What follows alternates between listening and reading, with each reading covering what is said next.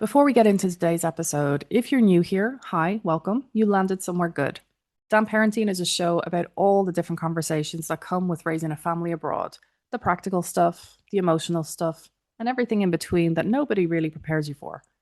Today, we're talking about 7 types of trauma that show up specifically in our international family life. Not the kind with a dramatic origin story, just the quiet, the kind that accumulates, the kind that just feels like, this is fine. I'm fine. Everything's fine. Some of what Adina and I talk about today is going to land immediately. Some of it you might have to sit with for a while. And, well, some of it, honestly, you might want to send on to someone else before the episode is even finished. If this sounds like your kind of show, make sure you've hit subscribe. We're here every week, and Adina joins us every month for exactly this kind of conversation. Right, let's get into it. Welcome back to Damn Parenting. I'm Evie, your host. So, quick question, and I want you to be honest with yourself here, even if no one else is listening. Have you ever found yourself absolutely fine, like totally fine, everything is fine, and then someone says something completely ordinary, like, are you going home for Christmas? Or don't you miss your mom? Or my personal favorite, aren't you so lucky to live here? And something in you just shifts. You smile, you say, yes, absolutely, very lucky. And then you think about it for the rest of your day. That thing that shifted, well, that's the thing we're going to talk about today. Last month, we introduced our resident grief psychologist, Adina Petre, and she broke down what trauma actually is, like the big T, the little t, and why your nervous system does not grade on a curve. If you haven't listened to that episode, go back. It's episode 1, and it's a really good place to start. Today, though, we're going to go one level deeper, because knowing what trauma is one thing, but recognizing yourself in it is another. Adina and I are going to walk through 7 types of trauma that show up specifically in expat and international family life. There are ones that don't always get named, the ones that don't look like trauma from the outside, the ones that might just look like you are a bit too much, a bit too sensitive, a bit too tired, a bit ungrateful, a bit difficult. And spoiler alert, you really aren't any of these. So Adina, welcome back to Damn Parenting. Thank you for having me. It's a pleasure to be discussing such important topics with you. So before we dive in, last episode, you said something that I highlighted in our Instagram carousel, that trauma is a thief, that it steals chunks of your authentic self. And I want to use that as the anchor today, because I think that's where we're going to go with this list. And we're going to be giving people language to identify what might have been stolen. Mm-hmm. Does that land with you, do you think? Yes, I stand by what I said. What I see is that the majority of people aren't actually broken, but they sometimes feel like they are. And that's usually because of trauma, because psychological trauma alters your perception and it keeps you stuck in this tunnel vision where it makes it impossible for you to see beyond what actually is happening in your life. So that's a great starting point. Let's see. All right. Well, there's 7 types that I've specifically identified for our international community. Now, these are not going in chronological, categorical. There's no link here, but we're just going to identify them one at a time. Mm-hmm. So the first one, and I think this is one most people will know about, is relocation and uprooting trauma. So it's the grief nobody gave you permission to feel. Mm-hmm. I'm starting with this one because I think this is the one that catches people most off guard. And I think it's something to do with, you've moved, maybe it's for love or a job, maybe it's an adventure, and maybe it's because things at home weren't working. And somewhere in the middle of your IKEA trips and the DigiID applications and figuring out why every Dutch office is only open Tuesdays to Thursdays between 10 and 12, you realize you're grieving and you have absolutely no idea what you're meant to do with that. Mm-hmm. And Dina, what is actually happening here, psychologically speaking? So, what I would like people to understand is, regardless of the reason you chose to be an expat, it has something to do with you not being well enough in the environment that you're leaving behind. It sounds a little bit romantic. Oh, I'm going to go live in Italy and I'm going to go live in the Netherlands, or I'm going to relocate here and there. It seems to us like we're making a decision, chasing something nice. But you wouldn't be chasing something nice if you already had that back in your original place. So clearly, there is enough discomfort in your country of origin, and that sometimes can be financial, it can sometimes be emotional, it can sometimes be contextual, situational, that pushes you into thinking of an alternative. And a lot of people don't realize that while you're packing all your boxes and you're, putting your books in a new shelf, in a new home, you also brought with you the transgenerational baggage that follows you into your new life. And the contrast between your expectations and the reality that you're now settling into sometimes can cause us a bit of difficulties of adapting to our new life. Even though we craved for it, we wanted it, there's still this baggage of our needs that haven't been met, which forced me to make the decision of relocating. Can you help us understand why do we feel like we don't have the right to grieve when we choose to come? I think there is this internal conflict between I made this choice thinking it's going to make me happy. Why aren't I happy? And usually it's because this underlying grief also needs a space to be acknowledged and to be felt so that you can release it from your system.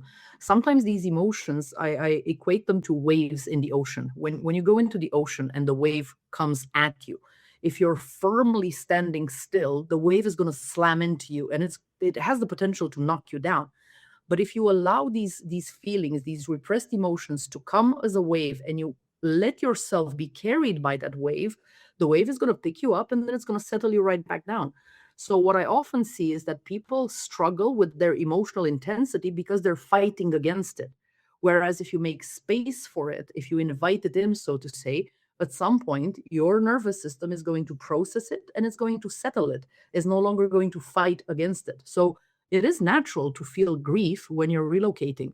It's just something that we don't really know because nobody speaks about it or tells us about it in advance. And what does unprocessed relocation grief actually look like, maybe years down the line? I believe in what I've seen in my practice is the anticipation that you are going to land in a place and your life is going to be great. And then starting slowly but surely to realize that you don't fully belong to the place. Even if you speak the new language, even if you adapt the new celebrations, even if you cultivate a community of neighbors, you're still going to be the outsider. The troubling part is that you no longer feel that you belong to your country of origin either, because every time you go back, things have changed. People have adopted new customs, new traditions that you are disconnected from. Even if you keep in touch with your loved ones and you visit regularly, you still no longer are embedded in the life there. So there is this discrepancy between what you think is going to happen and what is actually happening. And when you allow yourself to inhabit this in-between space that is the reality of an expat, that's the moment in which your things start to settle also internally and your nervous system becomes more adaptable and more fluid, which is actually what we're looking at when we're working in trauma recovery.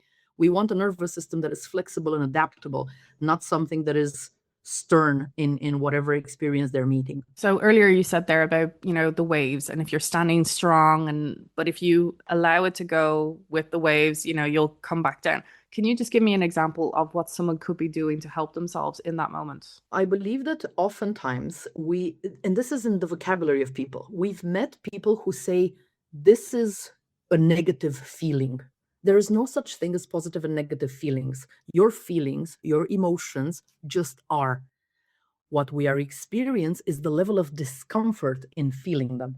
So rather than feeling that sadness or anger are bad feelings, I invite people to consider them, it is uncomfortable for me to feel the emotion of sadness or the emotion of anger. When you portray it this way, you realize that the discomfort is temporary. When you're identifying something as bad, you're basically projecting more power to that emotion that actually is in itself, objectively speaking, is neither good nor bad. Our emotions are actually information. And anger, for example, can transmit the information that one of our boundaries or our integrity has been challenged or is threatened. Our sadness can bring the information about something that we cherish a lot and we need to pay more attention to. That's why I don't say that emotions are good or bad, but they are valuable in themselves. So, what a person can do when they are identifying an uncomfortable emotion, rather than trying to run away from it and dissociate from it in doom scrolling or whatever habit they have to cope, I invite them to invite it in. Like you would invite a friend over for a cup of tea and just have an honest dialogue with it and say, okay, anger, I see that you're showing up for me. What is your message? Why are you showing up right now? What is it that triggered you? Because this gives you then the capacity to work with it, to understand something about yourself. To decode its message is something that you can only do in a brief moment of allowing yourself to feel that emotion. You reminded me of something about my native language, which will be Irish, because I'm from Ireland. And the way we say, like, I'm sad in Irish, we say tavroner, which means sadness is upon me. So it's not a possession that you have, but it's just something, an experience you're going through. Yes, exactly. This helps us to not identify with an emotion, but rather understand an emotion is something we experience. So we've identified our first one, relocation and uprooting trauma. And I think that's really important for many of us to be able to have these words that you've actually been able to describe. So number two, and this one is quietly probably one of the loneliest, cultural identity trauma, the experience of no longer fully belonging to the place where you came from, which is what you've just mentioned there earlier. So you're not belonging there at home and you're not really belonging here either. So you're existing somewhere in between, which sounds kind of poetic until you're at a party and someone asks you where you're from, and then you're given a 3-minute answer about all the different countries you've been living in, and someone's eyes are just glazing over. Or until you actually come back home to your homeland, and then you start to feel like a tourist because this road, the direction has been changed, or this road has been closed off. So can you explain a little bit more about that aspect of things then for us? I think this cultural identity trauma comes especially when you are doing the work to try to integrate into your new culture. And it's as if you have to make the decision between what am I keeping from my original culture and what am I adopting from my adoptive culture, and how do I fit these puzzle pieces together to give me a coherent sense of identity. Us humans, we need coherence in our life. We need things to be clear so that we can operate with all our capacity. And I feel like a lot of people are experiencing this difficulty of knowing how to fit the puzzle pieces in order to gain that sense of coherence and belonging. Some people might end up masking parts of themselves in order to fit in. Other people might feel like they have to give up on certain behaviors or certain ways of being through life in order to be adopted into the new culture. And I do invite people to also consider the fact that at the end of the day, we are healthy, autonomous individuals, and it's only our decision to select those things that actually contribute to our well-being. Maybe for a person, for example, they would immigrate into a culture where Christmas is celebrated in the southern hemisphere. So they no longer have the white snow Christmas, but they have it on the beach making a barbecue, for example, if they moved to Australia, right? This requires them to adapt a little bit rather than wearing the Santa hats. Maybe they need to create a different system to mark their celebration of a Christmas. So it's in these little routines and habits and traditions where we start seeing these identity shifts. Maybe for some people, they're used to growing up in a culture where they need to have a big hearty breakfast because that was how they were brought up. But now they relocated to Italy where a coffee and a small croissant is enough, right? So in that respect, I think this adaptation, this feeling of being caught between two cultures can temporarily bring a feeling of confusion and loneliness, because it feels a little bit overwhelming trying to figure out what is the correct answer here. And I try to invite people to search for that correct answer within. It's not in the external requirements, it is what fits inside of you, what makes sense to you. Because you can definitely preserve parts of your cultural identity while respecting and adapting to your adoptive country. They don't exclude each other, but sometimes people feel like they need to push something out in order to let something in. Honestly, that can feel very exhausting. It is, because it asks us for a lot of adaptation, a lot of suppression of ourselves.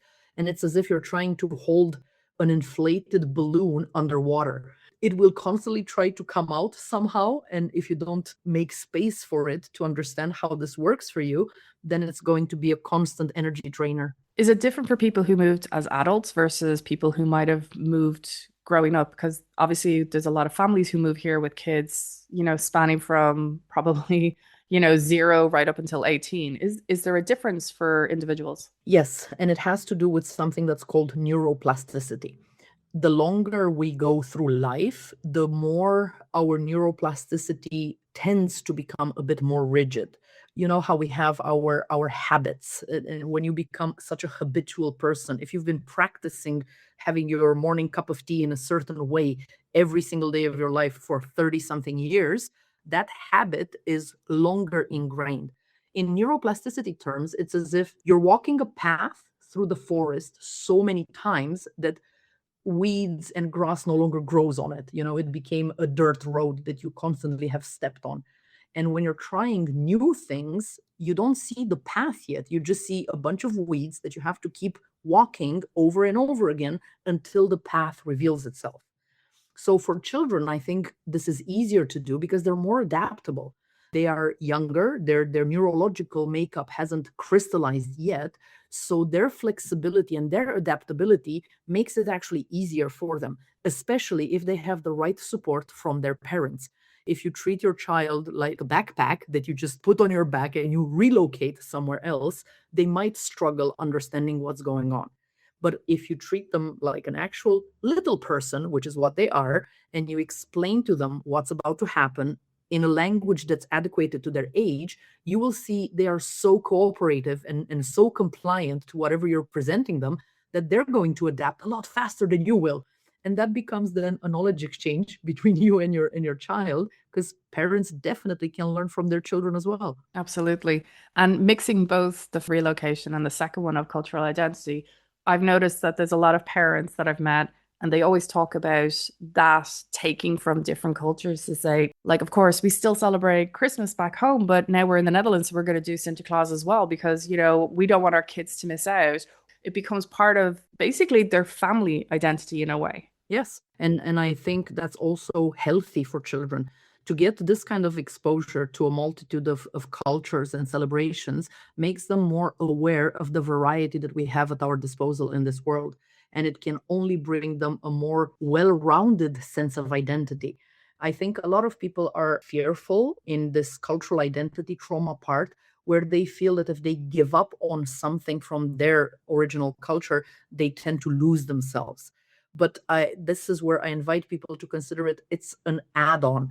It's like when you have a new phone and you're buying a protective cover for it, it's something that you're adding to your phone. You're not losing the essence of what the device does for you. You're just enhancing it or protecting it or making it integrate more easily in your daily lifestyle, if you will. I can definitely attest to that because Christmas, you cannot pry that out of my hands with anything. And I still make my Christmas meals that we do back in Ireland. And my husband, who's Dutch, is like, why do you spend 3 hours making this one dinner that you eat in 15 minutes? But for me, it's so important because that was what I grew up with, I guess, for all those years. Yes, and I think it's also a part of your identity that wants to remain, and it also wants to probably be modeled for your child in how they will maybe pick it up and pass it on further and further. I think it's an integral need for us as human beings who are made to, carry on and enjoy life, that we want to pass on these bits of our culture and of our identity into the next generations. What they're going to end up doing with it, well, that's part of their autonomy. So it's their decision, and we don't know where they're going to go with it. But we are doing our duty, so to say, to pass on this bit of legacy to them. So move on to number three. And this one is becoming more talked about, obviously, on socials and Reddits and God knows everywhere else, but it's still not fully understood. Generational trauma, the stuff that's passed down to you, not in words, but in silences. It's in the way that your mother reacted when things went wrong, or in what your family just never talked about. It's in the patterns you swore you'd never repeat, and then you noticed yourself repeating them anyway. And the layer that I find interesting is a lot of us moved countries partly to escape family patterns. And then when we got here and we found that, surprise, we actually still brought them with us. Because of course we did, they weren't just in the house, they were in us. Hmm. It is. What do you want to say for that? It's in your nervous system. It's in the upbringing that you get. And I see this clash with people after they relocate because it carries on in their family belief system, in the definition of success, for example, in the way sacrifice was modeled, especially for us as women in various degrees, in the way emotional expression was either encouraged or suppressed based on the cultural makeup of where you grew up in. And for most people, what I see is that even if we have this absolute commitment, I never want to become like my mother, right? The moment your defenses are lowered, you surprise yourself speaking in exactly the same sentences that she used to, or feeling exactly like she would explain to you, right? And this is also part of that emotional pattern that seems like it's older than you ever were.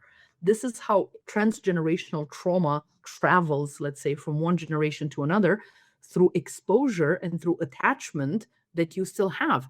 So you surprise yourself carrying this little baggage and you don't even understand, why am I behaving this way? This is also when I encourage people to, again, remember that they are the governing adults of their life, that they have autonomy, and that not everything that our families have gifted us in terms of baggage is good or bad. Again, this is about you filtering through your inheritance and deciding, do I want to carry this forward? Does this really belong to me? Am I aligned in my values as a grown up with the teachings of my ancestors? Because some things are good and some things are no longer suitable for our age and the level of development we carry. So it's really just about making the space to filter through that and making a decision about what you choose to have with you and what you can choose to learn to let go of. Can you actually break generational patterns, or are they something you just become more aware of? I believe it's totally possible to renounce some of the things that are no longer needed in your life. I can give you a personal example. I grew up in Romania. As an Eastern European woman, my entire upbringing was conditioning me to be the perfect housewife, to be the perfect daughter that will marry well. The definition of success for me was to find a rich husband, right? And the concept that I could become a business owner who is successful on her own, and of course with the help of my team in my business, this didn't include, it was not included in my baggage, right? So there were clashes, and I see this in a lot of the clients that I work with. The moment they are starting a different path than the one that was designed for them, sometimes they will struggle because there is this tendency to self-sabotage your path because it doesn't fit with the image that you inherited. So it's super interesting how our nervous system will gravitate towards what's familiar rather than what we know is healthy or successful for us. And that's where trauma, I say, is a thief, because it can also rob you of your potential if you're not aware of these baggages that are trying to imprint further in your life. I'm not sure if you can answer this one, but like, what's the first sign someone is actually carrying something that was never originally theirs? I think one of the things that I see mostly in people is a sense of responsibility for things that are actually not belonging to them. Like when you feel responsible for how another person is feeling, like when you try to think ahead of what another person might answer, that's the moment when you realize that you're bleeding into a space that's actually not yours to inhabit. Like if I have a need for, let's say, I don't know, for connection with my partner, instead of saying, I wish you would give me a hug now, I start thinking, oh, they must be tired. Surely they're not feeling like hugging me now. So I would rather not ask. But in that moment, what you're doing is that you're carrying this habit of thinking or doing emotional labor for somebody else rather than focusing on yourself. And this is a habit that, say, that the generations before us had, when people didn't have so much access to information and they used to be constantly in states of anxiety, overthinking about what the other person might say or do, and factoring in the societal norms that people grew up with, let's say in the 50s, when people say things like, it's not done to be articulate about something that you want or need. You were supposed to guess some things based on social etiquette and so on. This was emotional labor that was done constantly for generations. So we inherited part of that in our upbringing, and people are now, let's say in our generation, they're starting to unburden themselves from that, and they became a little bit more comfortable to be in contact with their needs and to become a little bit more assertive and to just ask the question, is it okay if we do this, or can you meet me halfway in my need here? I think, yeah, many of us are going to be sitting with that one and hopefully being able to absorb that. Maybe you're taking a pause right now on this recording and just thinking, let that one sit in with you. The next one is I want to be careful with number four because this one hits differently depending on who's going to be listening. So if you need to take a breath, if you need to pause, or if you need to skip it, please do. It's birth trauma. And I'm specifically talking about giving birth in a foreign country, in a healthcare that works differently, in a language that isn't yours, possibly without any of your home support that you probably expected to be in that room with you, and possibly without anyone you knew before you became a parent. The Dutch system has a very particular approach to birth, which for many women has been wonderful. And for others, well, it's been an experience that they've spent silent years just never talking about it. Because, of course, the baby was fine. And they were told that that's actually what matters. But it matters that you are fine too as the mother. I myself I still can't talk about my own birth experience because it has such a weight to it. And it's something I still struggle to talk about. Mm-hmm. So what do you think you have for us on that one?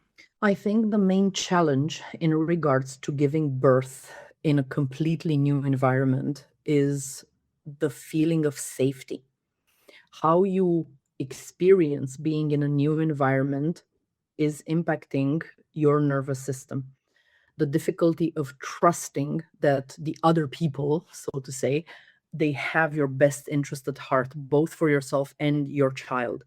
The feeling of being listened to, being heard, being respected in your choices versus having something done to you. And I feel like this is the place where, of course, a lot of women are very vulnerable in those moments. First of all, because birth itself as a process is something that happens outside of your control. You cannot will yourself to give birth faster or slower. You cannot control the amount of pain you're experiencing during your contractions if you're choosing a natural birth. And this is, I feel, the part that makes it, for a lot of women, it can make the experience itself be extremely sensitive. And for some people, it can be difficult. And if you also have, let's say, a baggage of not daring to ask for your rights or to ask questions to the professionals that are guiding you through the birth process because you were educated to be humble and silent, then this is going to feel way more terrifying for you as a person. In other parts, of course, it also depends on how your questions are being met, because you can, in the same culture, you can be lucky to find a person that is very open and understanding, and they will take the time to explain to you why they do birth differently in the Netherlands. But you could also be met with the refusal to have this anxiety a little bit settled by opening up and answering questions. So it is unfortunately one of those things that I guide my clients to really feel into their body. If they are comfortable with the midwife or the birth doula or the OBGYN that's assisting them from very early on, the more you can sense into that safety feeling, the more you can feel, hey, it's not my culture, it's not my language, we don't do things like that here, but I can feel this person could be a reliable partner in my birth process.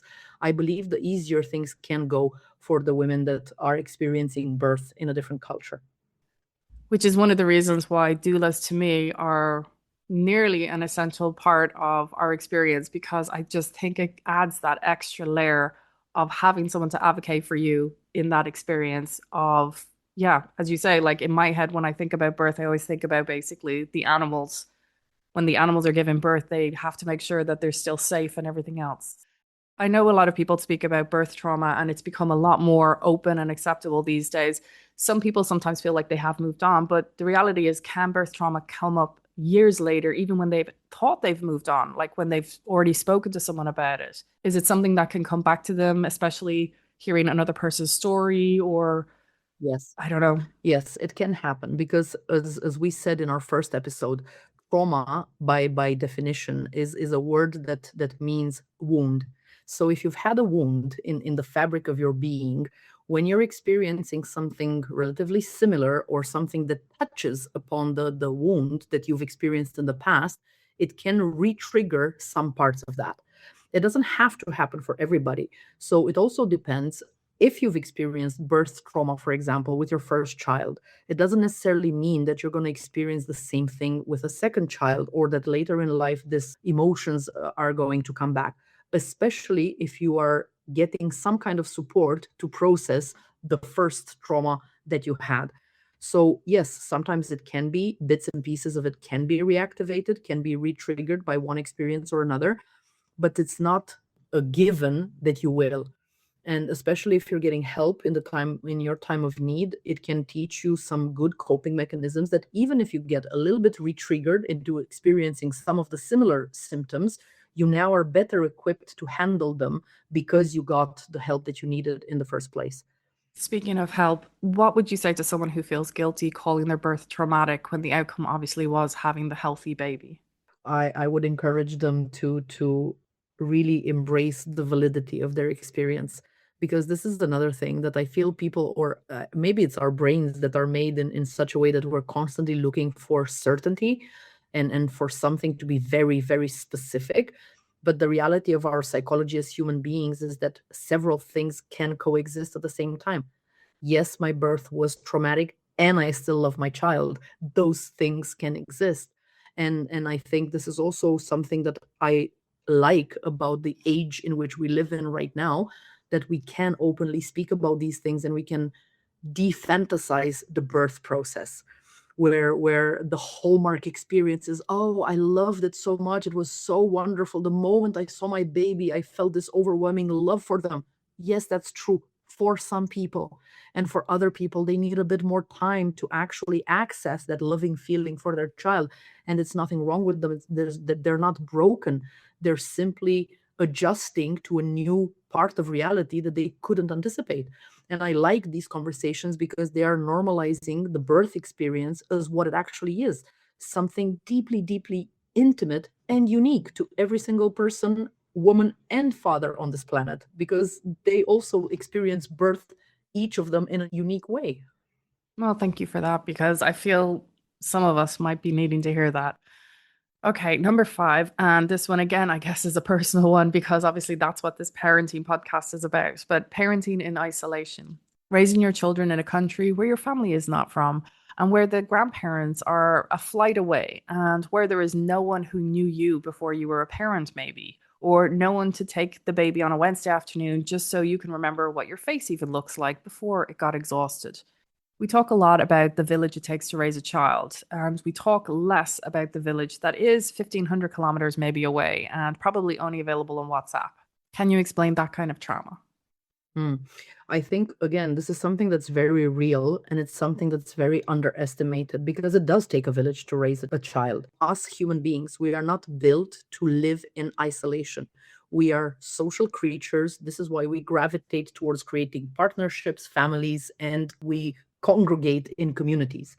So it's in our nature to be in togetherness. And of course, it is an added layer of difficulty because when you're in a new culture and you're not feeling quite integrated, you start feeling solely responsible for every single aspect of your life. And that can lead to chronic overwhelm and caregiver burnout, simply because your mind and your nervous system are constantly trying to function in anticipation of your baby's needs, in anticipation of your partner's needs. And most of the times, what happens is that your needs are left at the bottom of the list. And by the time you get to them, you're just too exhausted to even take a shower. I remember one of my clients, she told me about this ingenious way where she put the baby stroller in the bathroom. She tied it with the cord from her bathrobe, and she was swinging the little chair while she was in the shower because she was alone that day. She didn't have somebody to take care of her baby while she took a shower. So some of these adverse experiences, of course, can enhance your creativity, but I'm also mindful of how much resources that person had to deploy in that moment to notice the problem, to come up with a creative, ingenious solution, and then to execute it while she was doing all of that. So I think the loneliness part and this loss of supportive tribe is very, very real. And I do encourage people who are in their early stages to think a little bit of how they can bring together maybe a new chosen family, if you will. The friend that could maybe at some point just bring you a casserole so that you don't have to think about dinner one evening, or finding somebody that could come help you clean up your house once a month for a small amount of money. So these kind of solutions, I feel that they are somehow floating and available to us, but we also have to give ourselves internal permission to not be the responsible one for every single thing. And I see that a lot of people are struggling with this part of noticing that they need help and then asking for help because they somehow internalized the belief that they have to handle it all by themselves. That's not true. We're not built to function in isolation. What can you talk about for matricins then in this aspect of parenting in isolation and actually going through matricins, maybe as well, far away from friends and family? That's something that impacts a lot of people, and it is a fundamental shift in your identity. So it definitely, as a process itself, matricins needs a space. It's almost like a software update. You need to push that reset button every now and then so that the software can be updated so that you can grow and step into your new identity. And you're more likely to have the capacity to do that if you learn to a little bit delegate some of the daily grind things that might be occupying that space. And again, I know I'm coming back to these basic things, but for example, if you're feeling overwhelmed because in the first weeks of post birth, your baby is still not sleeping a couple of hours together and you're feeling tired all the time, maybe consider hiring once a week a night nurse that can come take care of your baby while you just reset and catch up on your breath. Maybe if that's not a financial luxury, of course, that you can afford, maybe it is worth inviting one of your closest relatives to come over and take care of the housekeeping while you're still learning if your baby is latching correctly or not. Because all of this newness into this universe has to be supported somehow. And luckily, I do believe that there are solutions, especially also in the Netherlands. We have that person that comes to your house after you've given birth to teach you these basic steps. And I want to invite people to welcome that rather than try to say, no, no, no, I don't need it. I don't want to be a bother to anybody. Because that's such an essential and fundamental foundation of help that can really, really set you up in a much better way than if you're trying to do it in isolation. You spoke earlier there about exhaustion. Can you explain what's the difference between exhaustion and depletion and why does it matter?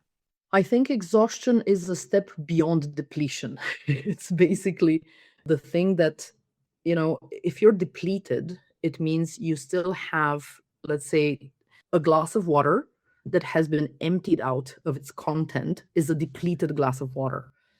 And you can at least still have the container of it. You can take it and refill it, right? So depletion, I see it more as something that, okay, if I'm aware of it, I can overcome it and I can, refill my cup. But if I'm already exhausted, I can't even carry the cup for it to get refilled.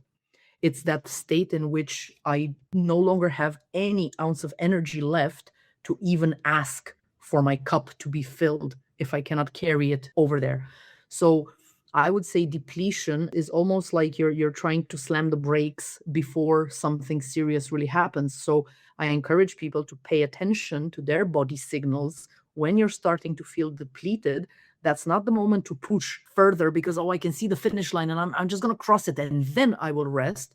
But I say, no, slow down, recharge, and then you can cross the finish line in a state that is, we don't need to gather you with a dustpan at the end of that journey. So that's something that I would like to encourage people to do because it's much harder to recover from feeling like you're made of dust rather than feeling that you're an empty cup that needs to be replenished. Interesting. I would never have thought it like that. I always thought depletion meant you were completely empty and exhaustion was you're just tired. So thank you for that clarification. Mhm. Moving on to number 6, and this one just probably doesn't get enough airtime. So, language and communication trauma. So, you're an intelligent, capable, articulate adult and being regularly reduced to simple sentences because Dutch just isn't your language. And it could be in meetings or it could be in the school conversations and probably in the doctor's appointment. Or worse still, in an argument with your partner when you just can't find the precise word in their language for what you need them to understand. And it's a slow indignity in all of it, and it accumulates quietly and over years. Mhm. I can personally relate to that. This is one of my biggest struggles. Like my Dutch competency is nowhere near my level of expressing myself in English. And I often make these jokes with my friends, and I say, if you only knew how much more intelligent and funny I am in English than I can express in Dutch, because I just don't have yet that competence, right?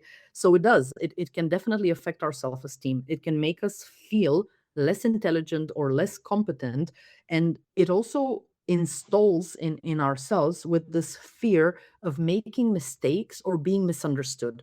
And then it creates a vicious circle in which, because I have this difficulty of expressing myself with the same nuance as I do in my native or near native language, that makes me lose confidence, and it can impact my professional identity or my capacity to connect with other people, because I tend to spiral into self-isolation. If every interaction I have in my new language feels like such an effort, then at times, if I'm also depleted a little bit, I might not be so able to bring myself to try yet again to explain to, I don't know, my neighbor why things are like this in my culture, and how sometimes I still need to be explained the same rule in the current society 3 or 4 times. So this is something that I see that a lot of people are struggling with. And what I want to encourage them here is to understand that it takes a little bit of time. Being patient with ourselves and being self-compassionate, I think, can be achieved if we understand that we might be an expert in our field, but in a new language, we become a novice again. And when you become a novice again, that helps you open up to learning rather than stubbornly trying to pick yourself up to a level that's not yet accessible to you. It's similar to when you learned to write by hand for the first time. In our school, for example, we did cursive writing. So calligraphy was a subject that we learned when we were 8. Before we could write one word, we filled up pages of little circles and little loops and little canes that compose later into one syllable. And then a couple of syllables create a word, and then a couple of words create a sentence. And that takes time. And it's only through repetition and through making mistakes that you actually give yourself a chance to learn this new language and how to express yourself in your own way. And here I would also introduce this bit. I do encourage people who are learning a new language for the first time to keep expressing themselves as themselves rather than try to adopt fully the way a native speaker would speak, because that's also part of preserving a little bit of your identity. And there's nothing wrong in having your identity come across in a different language. Hopefully, the Dutch learners out there are going to take something from that.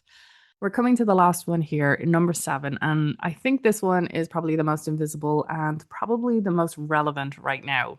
Vicarious and systematic trauma.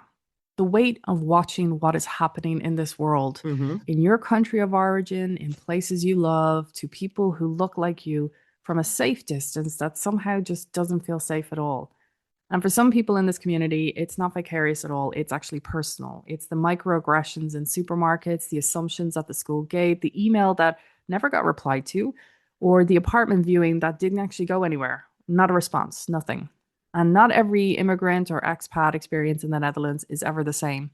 And privilege in this community is not distributed equally. Mm-hmm. Yes.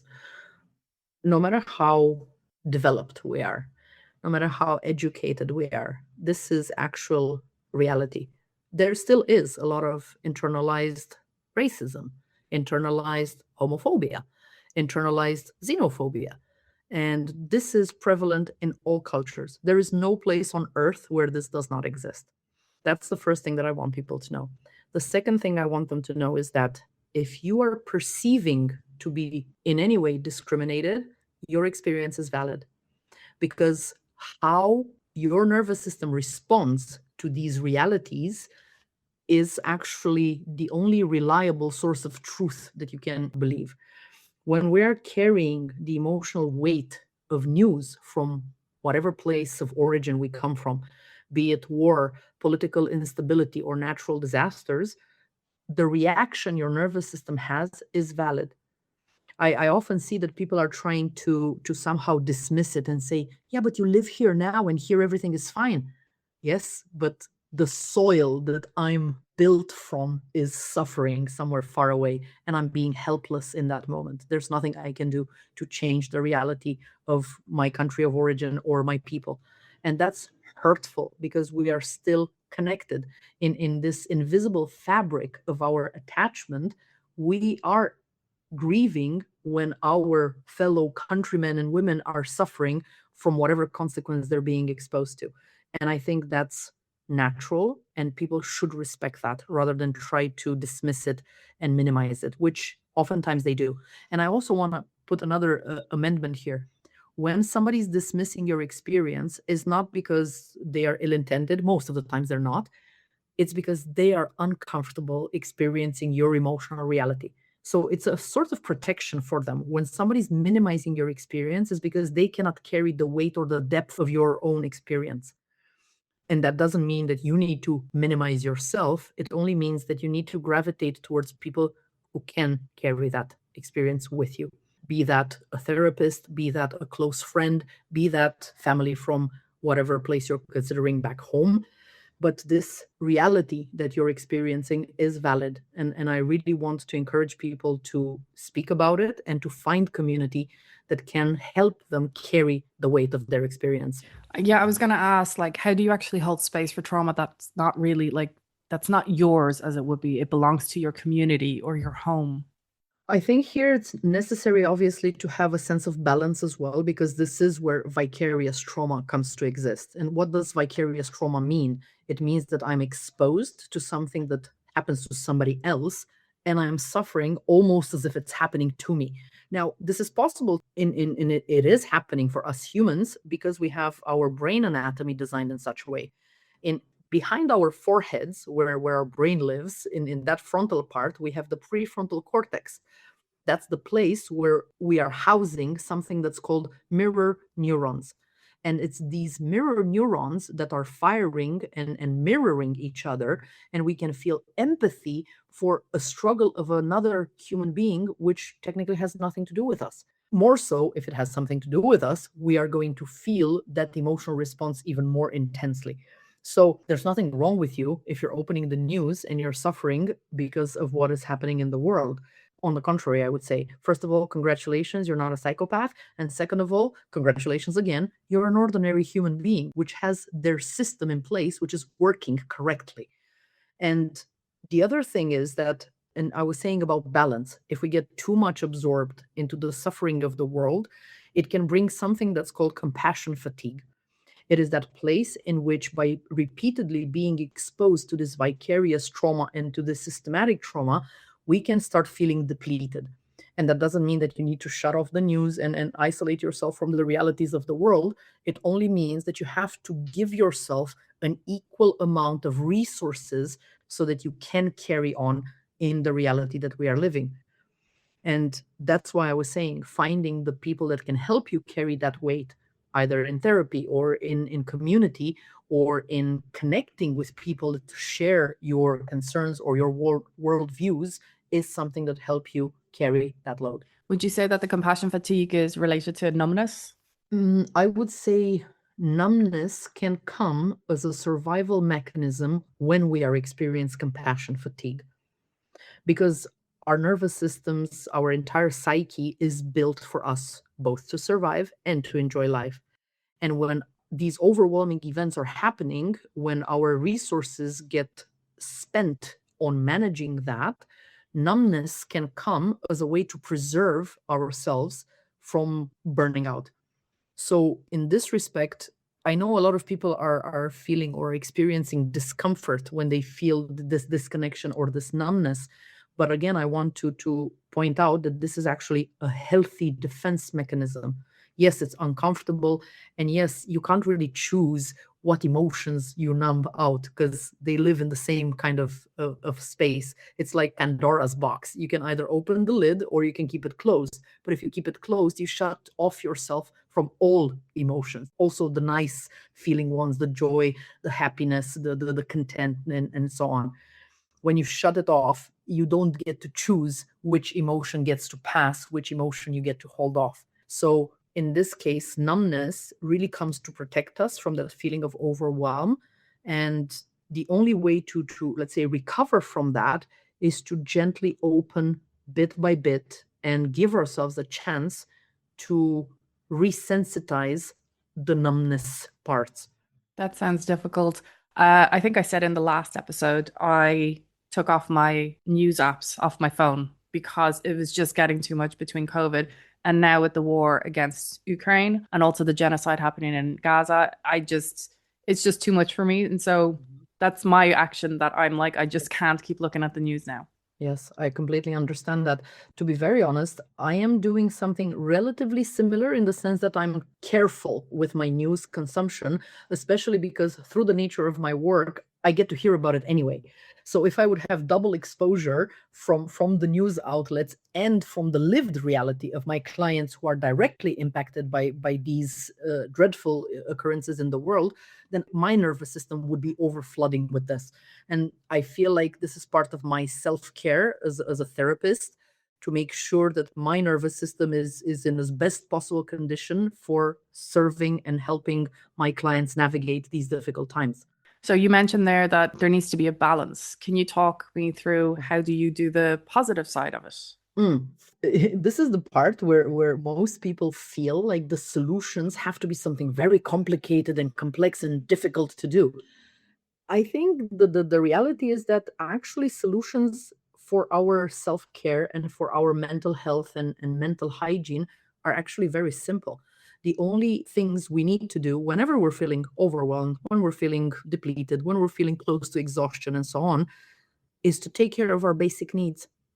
And going back to our basic needs is the thing that will always help us restore that sense of balance. Prioritizing our rest, our sleep, our quality of recovery, prioritizing nurturing foods and proper hydration, prioritizing healthy connections and a sort of conscious consumption. And by this, I mean not only what we eat and drink, but also what kind of activities and content we engage with. These are the basic self care kits that people can always go back to. It doesn't cost you anything to properly sleep at night, to go to bed half an hour earlier than you usually do in order to train your nervous system to better relax. And these basic needs are so often overlooked and sacrificed when we are feeling overwhelmed or dealing with difficult things. And yes, it is as simple as that. I can promise you that. Well, I think that's a great way to end this one. There we go. 7 types. Adina, thank you so much for joining us and giving us such a great explanation on all of those. Thank you for having me. It was a pleasure as always. So, if your bingo card is full, firstly, I'm so sorry. But secondly, welcome. You are in very good company. And look, the point of today, it's not about sending you spiraling. It was just to give you a torch because a lot of what we've talked about today isn't something most people would walk into the doctor's office and describe as trauma. They're kind of describing it as just how things are. They describe it as just tiredness, oh, it's just been tough with the kids lately. The kids aren't sleeping a lot. Maybe they're being a bit sensitive or maybe they're just feeling a bit stuck. And maybe, just maybe, today has given you a different word for it. If it has, that's enough. Do sit with it. You don't need to do anything dramatic with it right now. Just noticing it is already something. If you feel like you want to go further, please do. And when you do, can I just ask one thing? Make sure that you find the right therapist for what you're actually carrying. Because just like Adina specializes in trauma, there are therapists who specialize in grief, in relationships, in cultural identity, in birth experiences, and everything we spoke about today. So make sure you find one that is the right fit. Adina, do you have any last words you want to add to this? I fully support what you just said. I feel like the most important aspect of searching for the right kind of support is, again, something that only you can feel and experience. It's something that I call work compatibility. And if you don't have that, no matter how specialized or how great a professor, doctor, therapist is, it will not help you. So don't be afraid to go through several meetings or discovery calls with several specialists, because you're the only one who can sense if this is the person that can accompany me in this very intimate process that's called therapy. And you can find Adina at adinapetre.com. All the details will be in the show notes as always. So please take care of yourselves and in whatever way that is actually yours. I'm Eva, and this is Damn Parenting.